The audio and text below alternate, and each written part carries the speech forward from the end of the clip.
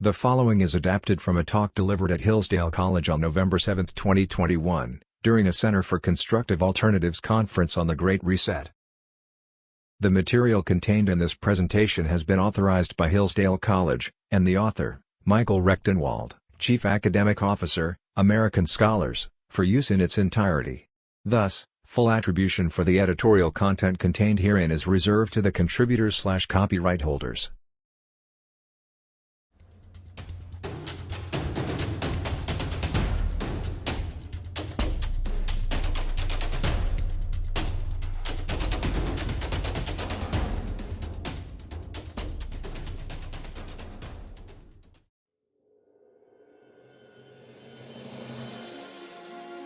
Is the Great Reset a conspiracy theory imagining a vast left-wing plot to establish a totalitarian one-world government? No. Despite the fact that some people may have spun conspiracy theories based on it, with some reason, as we will see. The Great Reset is real. Indeed, just last year, Klaus Schwab, founder and executive chairman of the World Economic Forum, WEF, a famous organization made up of the world's political, economic, and cultural elites that meets annually in Davos, Switzerland, and Thierry Malleret, co-founder and main author of the Monthly Barometer, published a book called COVID-19, The Great Reset. In the book, they define the Great Reset as a means of addressing the weaknesses of capitalism that were purportedly exposed by the COVID pandemic. But the idea of the Great Reset goes back much further. It can be traced at least as far back as the inception of the WEF, World Economic Forum, originally founded as the European Management Forum, in 1971. In that same year, Schwab, an engineer and economist by training, published his first book, Modern Enterprise Management and Mechanical Engineering. It was in this book that Schwab first introduced the concept he would later call stakeholder capitalism, arguing that the management of a modern enterprise must serve not only shareholders but all stakeholders to achieve long-term growth and prosperity. Schwab and the WEF have promoted the idea of stakeholder capitalism ever since. They can take credit for the stakeholder and public-private partnership rhetoric and policies embraced by governments, corporations, non-governmental organizations, and international governance bodies in the world. The specific phrase Great Reset came into general circulation over a decade ago, with the publication of a 2010 book, The Great Reset, by American urban studies scholar Richard Florida. Written in the aftermath of the 2008 financial crisis, Florida's book argued that the 2008 economic crash was the latest in a series of Great Resets, including the Long Depression of the 1870s and the Great Depression of the 1930s, which he defined as periods of paradigm-shifting systemic innovation. 4 years after Florida's book was published, at the 2014 annual meeting of the WEF, Schwab declared, "What we want to do in Davos this year, is to push the reset button." Subsequently, the image of a reset button would appear on the WEF website. In 2018 and 2019, WEF organized two events that became the primary inspiration for the current Great Reset project, and also, for obvious reasons, fresh fodder for conspiracy theorists. Don't blame me for the latter. All I'm doing is relating the historical facts.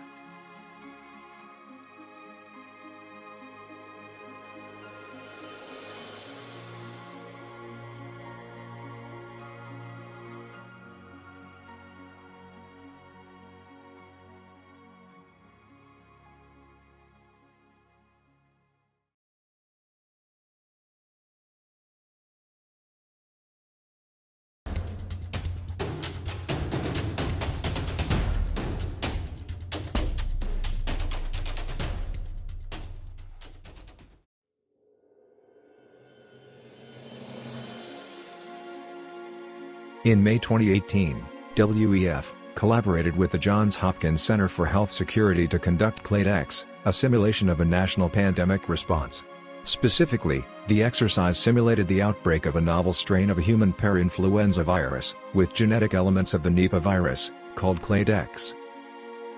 The simulation ended with a news report stating that in the face of CLADE-X, without effective vaccines, experts tell us that we could eventually see 30 to 40 million deaths in the US and more than 900 million around the world, 12% of the global population. Clearly, Preparation for a global pandemic was in order. In October 2019, WEF collaborated with Johns Hopkins and the Bill and Melinda Gates Foundation on another pandemic exercise, Event 201, which simulated an international response to the outbreak of a novel coronavirus. This was 2 months before the COVID outbreak in China became news and 5 months before the World Health Organization declared it a pandemic, and it closely resembled the future COVID scenario, including incorporating the idea of asymptomatic spread. The CLADEX and Event 201 simulations anticipated almost every eventuality of the actual COVID crisis, most notably the responses by governments, health agencies, the media, tech companies, and elements of the public. The responses and their effects included worldwide lockdowns, the collapse of businesses and industries, the adoption of biometric surveillance technologies, an emphasis on social media censorship to combat misinformation, the flooding of social and legacy media with authoritative sources, widespread riots, and mass unemployment. In addition to being promoted as a response to COVID, the Great Reset is promoted as a response to climate change.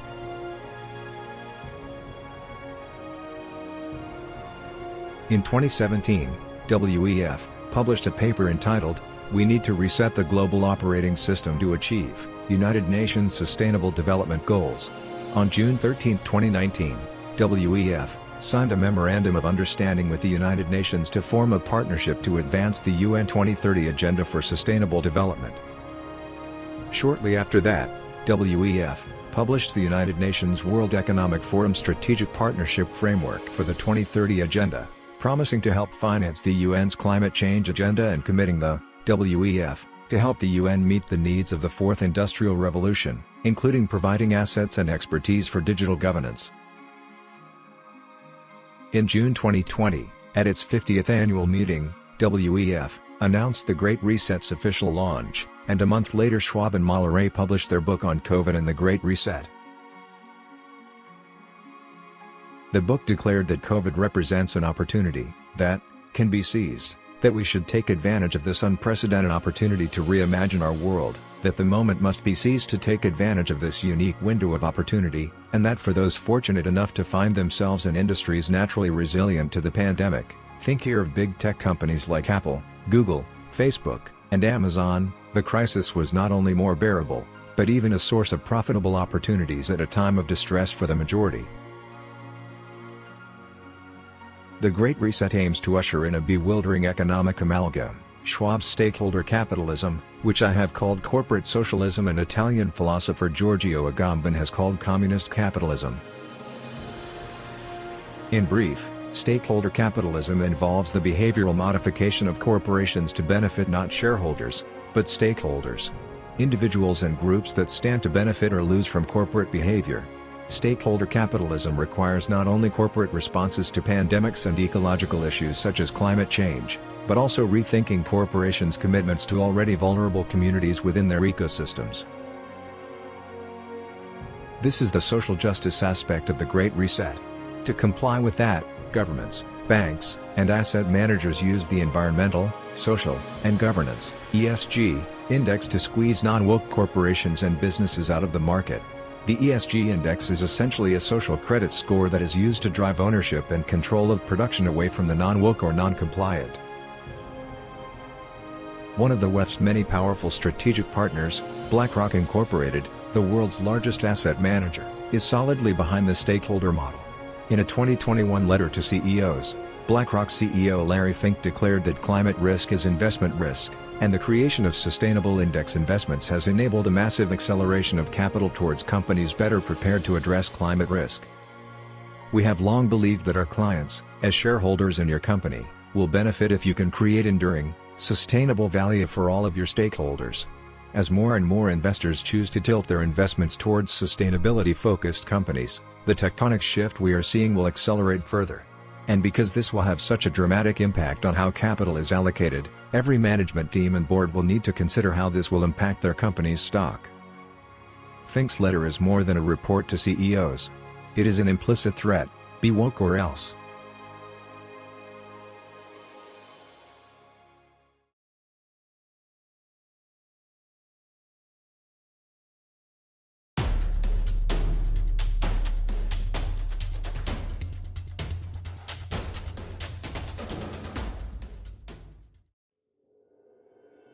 In their recent book on the Great Reset, Schwab and Malleret pit stakeholder capitalism against neoliberalism, defining the latter as a corpus of ideas and policies, favoring competition over solidarity, creative destruction over government intervention, and economic growth over social welfare.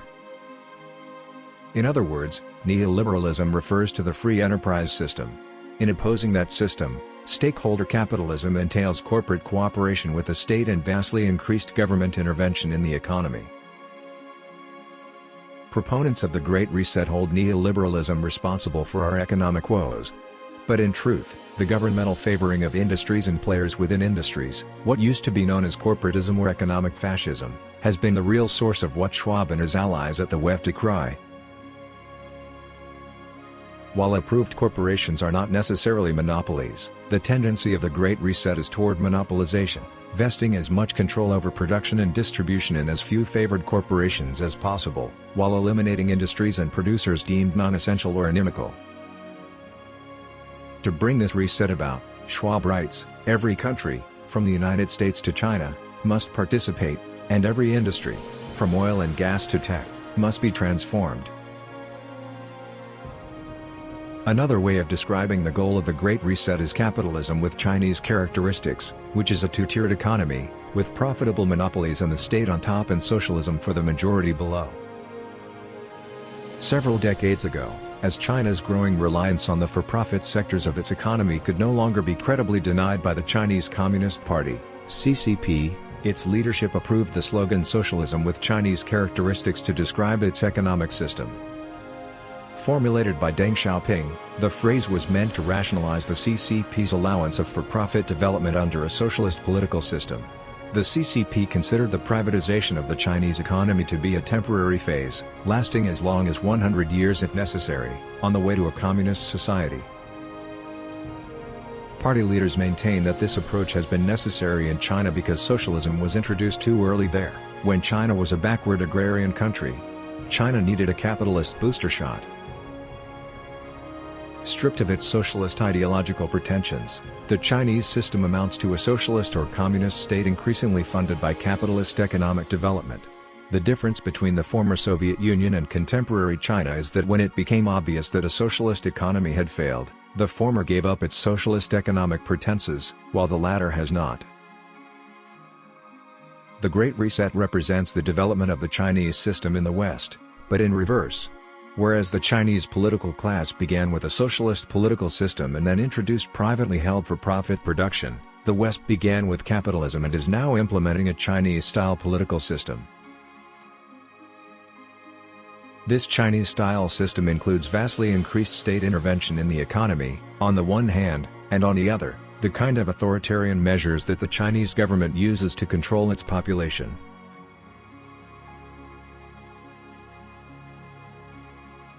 Schwab and Malleret write that if the past 5 centuries in Europe and America have taught us anything, it is that acute crises contribute to boosting the power of the state.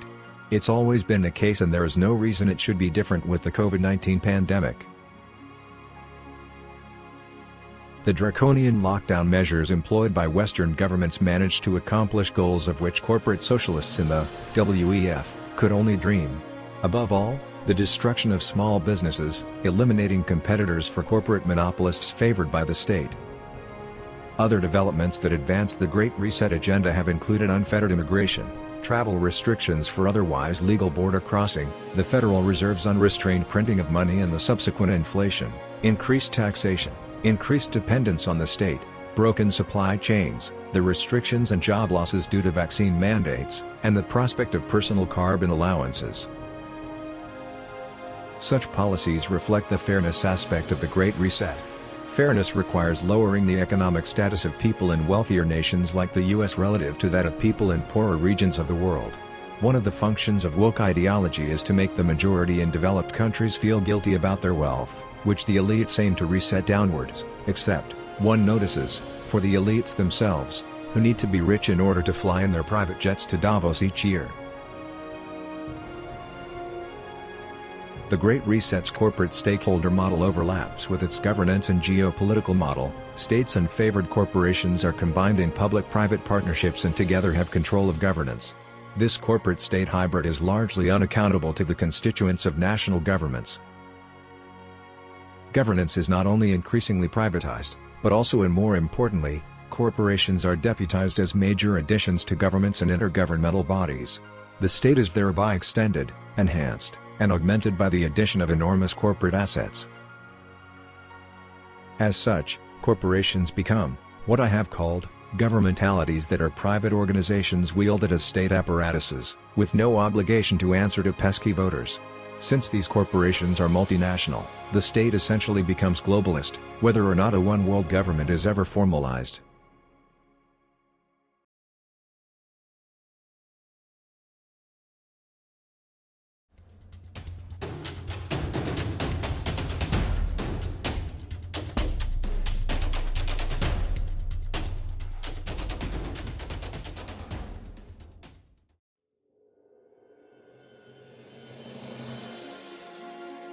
As if the economic and governmental resets were not dramatic enough, the technological reset reads like a dystopian science fiction novel. It is based on the Fourth Industrial Revolution, or 4IR for short. The first, second, and third industrial revolutions were the mechanical, electrical, and digital revolutions.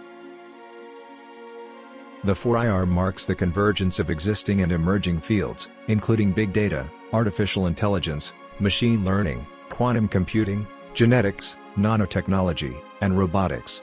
The foreseen result will be the merging of the physical, digital, and biological worlds, which presents a challenge to the ontologies by which we understand ourselves and the world, including the definition of a human being. There is nothing original about this. Transhumanists and singularitarians, prophets of technological singularity, such as Ray Kurzweil, forecasted these and other revolutionary developments long ago. What's different about the globalists' vision of 4IR is the attempt to harness it to the ends of the Great Reset. If already existing 4IR developments are any indication of the future, then the claim that it will contribute to human happiness is false. These developments include internet algorithms that feed users prescribed news and advertisements and downrank or exclude banned content, algorithms that censor social media content and consign dangerous individuals and organizations to digital gulags. Keyword warrants based on search engine inputs, apps that track and trace COVID violations and report offenders to the police, robot police with scanners to identify and round up the unvaccinated and other dissidents, and smart cities where residents are digital entities to be monitored, surveilled, and recorded, and where data on their every move is collected, collated, stored, and attached to a digital identity and a social credit score. In short, 4IR technologies subject human beings to a kind of technological management that makes surveillance by the NSA look like child's play. Schwab goes so far as to cheer developments that aim to connect human brains directly to the cloud for the sake of data mining our thoughts and memories. If successful, this would constitute a technological mastery over decision-making that would threaten human autonomy and undermine free will. The 4IR seeks to accelerate the merging of humans and machines, resulting in a world in which all information, including genetic information, is shared, and every action, thought, and motivation is known, predicted, and possibly precluded. Unless taken out of the hands of corporate socialist technocrats, the 4IR will eventually lead to a virtual and inescapable prison of body and mind. In terms of the social order, the Great Reset promises inclusion in a shared destiny. But the subordination of so-called netizens implies economic and political disenfranchisement, a hypervigilance over self and others, and social isolation, or what Hannah Arendt called organized loneliness on a global scale. This organized loneliness is already manifest in lockdowns, masking, social distancing, and the social exclusion of the unvaccinated. The title of the Ad Council's March 2020 public service announcement alone together perfectly captures this sense of organized loneliness. In my recent book, Google Archipelago, I argued that leftist authoritarianism is the political ideology and modus operandi of what I call Big Digital, which is on the leading edge of a nascent world system. Big Digital is the communications, ideological, and technological arm of an emerging corporate socialist totalitarianism. The Great Reset is the name that has since been given to the project of establishing this world system.